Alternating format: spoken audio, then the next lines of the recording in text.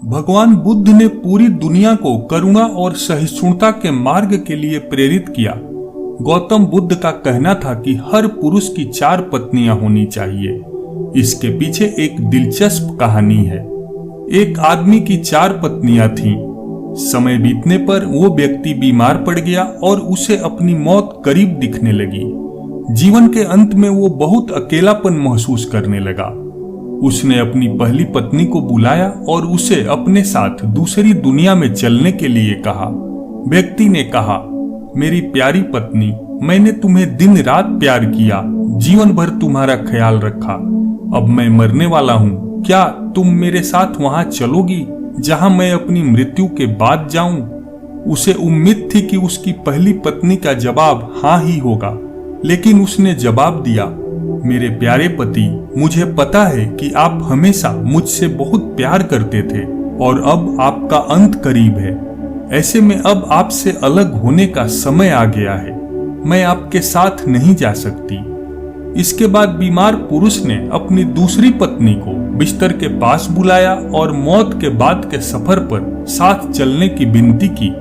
उसने कहा, मेरी प्यारी दूसरी पत्नी, तुम जानती हो कि मैंने तुम्हें कितना प्यार किया है। कभी कभी मुझे डर लगता था कि तुम मुझे छोड़ दोगी, लेकिन मैंने दृढ़ता से तुम्हारा हाथ थामे रखा। मेरी प्रिय, मेरे साथ दूसरे सफर पर चलो। दूसरी पत्नी ने जवाब दिया, प्रिय पति, आपकी पहली पत्नी ने आपकी मृत्यु के बाद आपका साथ देने से इनकार कर दिया, तो फिर मैं भला आपके साथ कैसे जा सकती हूँ? आपने मुझे तो केवल अपने स्वार्थ के लिए प्यार किया है। इस प्रकार दूसरी पत्नी ने भी मना कर दिया। मृत्यु शैया पर लेटे हुए पुरुष ने अपनी तीसरी पत्नी को बुलाया और उसे भी अपने साथ चलने के लिए कहा। तीसरी पत्नी ने आंखों में आंसू भरकर उत्तर दिया, मेरे प्रिय, मुझे आप पर दया आ रही है और अपने लिए दुख हो रहा है, इसलिए मैं अंतिम संस्कार तक आपके साथ रहूंगी। ऐसा कहते हुए तीसरी पत्नी ने भी उसके साथ चलने से इनकार कर दिया।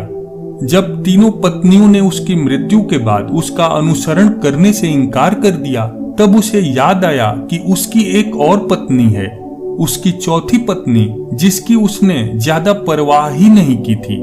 चौथी पत्नी के साथ उसने हमेशा एक दासी की तरह व्यवहार किया था और हमेशा उसे दुत्कारा था। पुरुष ने सोचा कि अगर वह अब उससे अंतिम सफर पर साथ चलने को कहता है तो वो निश्चित रूप से मना कर देगी। हालांकि वो इतना ज्यादा डरा हुआ था और अकेलापन महसूस कर रहा था कि उसने अपनी चौथी पत्नी से भी दूसरी दुनिया में साथ चलने की गुजारिश की। चौथी पत्नी ने अपने पति के अनुरोध को तुरंत स्वीकार कर लिया। पति के अनुरोध करने पर चौथी पत्नी ने कहा, मेरे प्यारे पति, मैं तुम्हारे साथ जाऊंगी। कुछ भी हो, मैं हमेशा आपके साथ रहने के लिए दृढ़ संकल्पित हूँ। मैं आपसे कभी अलग नहीं हो सकती। गौतम बुद्ध ने अपनी कहानी समाप्त करते हुए कहा, प्रत्येक पुरुष और महिला की 4 पत्नियां या 4 पति होते हैं और हर एक का खास मतलब होता है। पहली पत्नी या साथी हमारा शरीर होता है, जिसे हम दिन रात प्यार करते हैं। सुबह के समय हम अपना चेहरा धोते हैं, कपड़े और जूते पहनते हैं, हम अपने शरीर को भोजन देते हैं। हम पहली पत्नी की तरह अपने शरीर का ख्याल रखते हैं, लेकिन दुर्भाग्य से जीवन के अंत में शरीर यानी पहली पत्नी अगली दुनिया में हमारे साथ नहीं जा सकती है। दूसरी पत्नी हमारे भाग्य, भौतिक चीजों, धन संपत्ति, प्रसिद्धि, पद और नौकरी को दर्शाती है। हम इन सभी भौतिक चीजों से काफी जुड़ाव महसूस करते हैं, जिसे पाने के लिए हमने कड़ी मेहनत की है।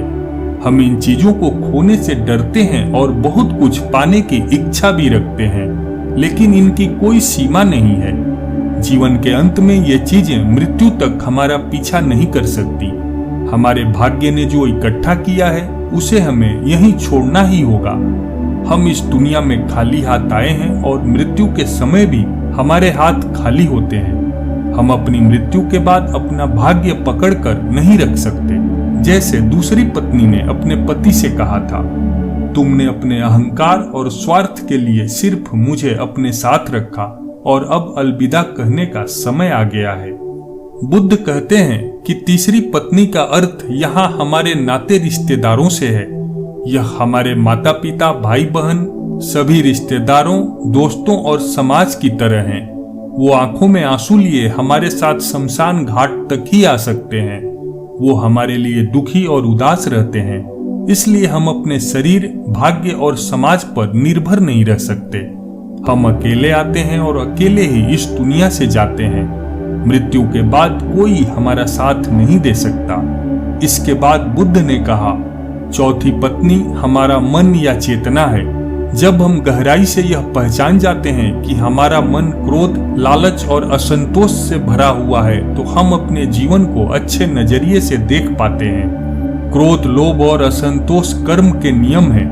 हम अपने कर्म से कभी पीछा नहीं छुड़ा सकते हैं। जैसा कि चौथी पत्नी ने अपने मरते हुए पति से कहा था, तुम जहां भी जाओगे मैं तुम्हारे पीछे चलूंगी।